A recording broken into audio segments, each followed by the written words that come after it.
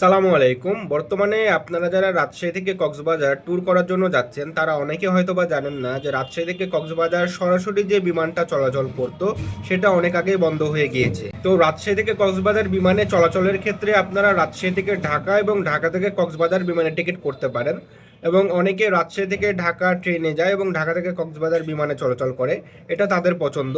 তো বিমানের টিকিট করার ক্ষেত্রে যেহেতু এখন অন সিজন, অর্থাৎ অনেকে কক্সবাজার ঘুরতে যাচ্ছে এবং ট্যুরিস্ট সিজন এটা, অনেকে এখন কক্সবাজার ঘুরতে যাচ্ছে, সে কারণে বিমানের টিকিট আপনারা যারা করবেন সেটা রাজশাহী থেকে ঢাকা হোক কিংবা ঢাকা থেকে কক্সবাজার, অবশ্যই যদি ডেট ফাইনাল করা থাকে অগ্রিম টিকিট করার চেষ্টা করবেন। কারণ বর্তমানে নর্মাল ফেয়ারের থেকেও ঢাকা কক্সবাজার এবং কক্সবাজার ঢাকার টিকিটের দাম অনেক বেশি আছে, যার কারণে অগ্রিম টিকিট বুকিং করলে, অগ্রিম টিকিট করে নিলে হয়তো বা আপনার বিমানের ভাড়াটা নর্মাল পেতে পারেন বা সামান্য একটু বেশি হতে পারে। তো আপনার বিমানের টিকিটের ভাড়া কত হতে পারে এবং কবে যাবেন, কয়জন যাবেন, তার উপর নির্ভর করে বিমানের ভাড়া কম বেশি হয়। তো যে কোনো তথ্য বিমানের টিকিট সংক্রান্ত জানার জন্য অবশ্যই সরকার ট্যুরিজমের সাথে যোগাযোগ করতে পারেন। ধন্যবাদ সবাইকে। আসসালামু আলাইকুম।